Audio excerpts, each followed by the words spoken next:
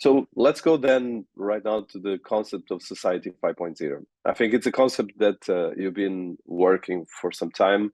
I've been as well writing about it and as well discussing, but it's still not very well known.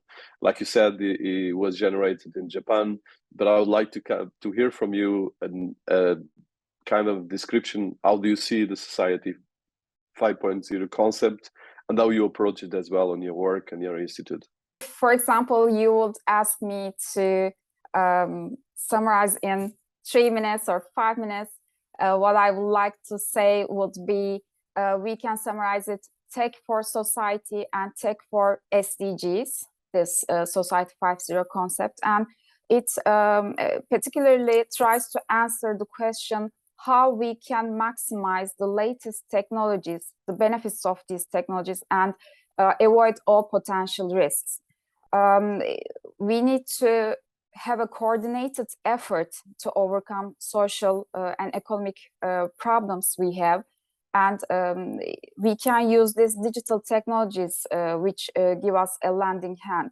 So maybe today, with all these difficult questions like climate change, aging population, food security, increasing inequalities within and among nations, we need to hit 5 birds with one stone. And the Society 5.0 vision enables us to do that with its holistic approach to digital transformation. And another important thing is its motto, leaving no one behind. So inclusiveness and just transition is a very big and important component of this vision. As you also mentioned in your programs and speech, Society 5.0 vision aims to balance economic development with the resolution of social problems. And I would like to give, for example, the food security issue as an example. The world population is growing very fast, as we all know, and so it's food demand. But adverse effect of climate change limit our capability to increase our food production. And we also have another difficulty here, because we both need to increase the food production, but while doing that, we need to minimize our carbon footprint as well. So here, the latest technologies come to our rescue. We can do vertical farming in the city centers. We can use smart agricultural appliances to increase production efficiency. We can reduce our food waste with better supply chain management. We can do all these things thanks to the latest technologies. And instead of producing more meat, which is very costly to the environment, now we can produce cultured meat from stem cells, or we can prefer plant-based meat products, which are, to me, equally delicious and nutritious as regular meat, but their production is not that costly to the environment. So in summary, I mean, technology offers great opportunities to solve our socioeconomic problems and to achieve sustainable development goals. But technology does not do it by itself. We need to manage the process with a vision like Society 5.0. We need to have this awareness of the potential problems. We need to make necessary regulations, giving everyone the same opportunities, and enable them so that no one is left behind. So Society 5.0 vision means this to me. I mean, managing the whole process with a vision and with a coordinated effort to make the best of these available technologies, and also to limit their potential risks. I completely agree, and that it's a big topic that I think is more important than ever, especially as technology becomes the driving factor of humanity. So mostly, and of course, this is a bit mixed between the concept of Japan and what you discussed, and as well some other concepts. So what I did here in this slide is a bridge between the concept of Society 5.0 and the 4 previous societies, and then the concept of the 4th Industrial Revolution that we have right now. So as an academic, one of the questions I would like to ask here, so when we talk about Society 5.0, which is the 21st century, we talk about, like you said, sustainable developing goals, sustainable circular economic society, and how we deal with robotics, augmented open AI, and singularity. And then, of course, we are at the same time the 4th Industrial Revolution, which is much more a concept related to technology, which is part of the World Economic Forum and has been discussed as well by the leadership.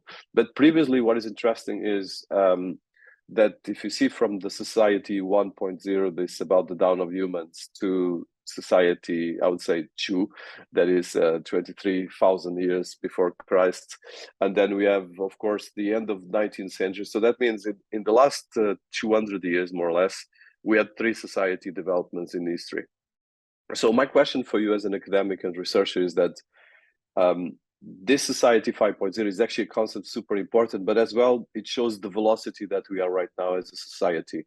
And as well, our institutions are not prepared for this.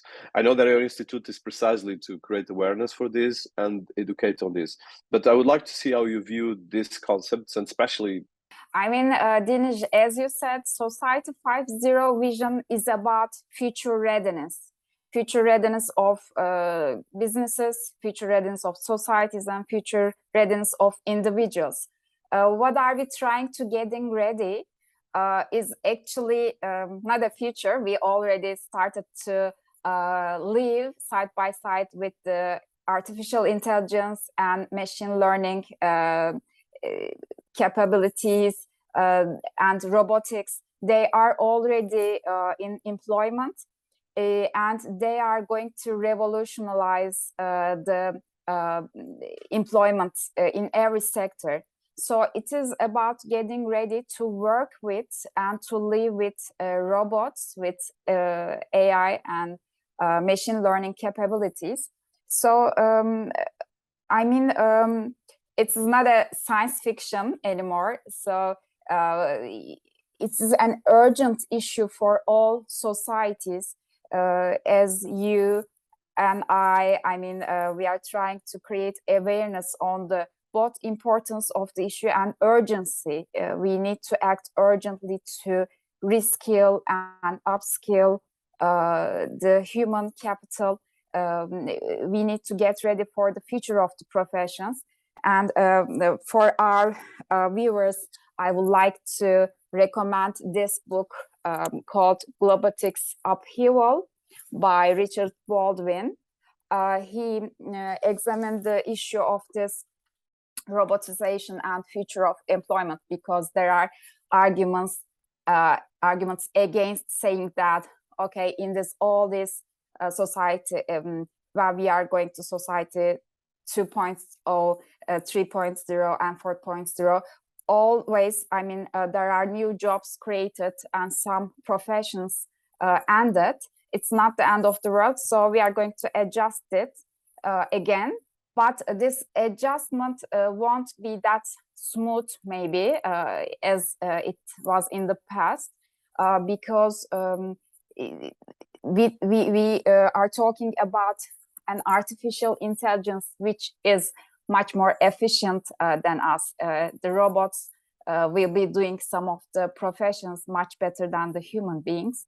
So meanwhile, I mentioned in the beginning of our program, there is a race among nations to get ready, because there is a vast gap between the pace of technological developments and the pace of societies being ready for that. So this gap creates the biggest problems. Of course, we will, as humanity, we will get adjusted to the new developments. But meanwhile, there will be lots of people who can lose their jobs, and who will experience economic poverty.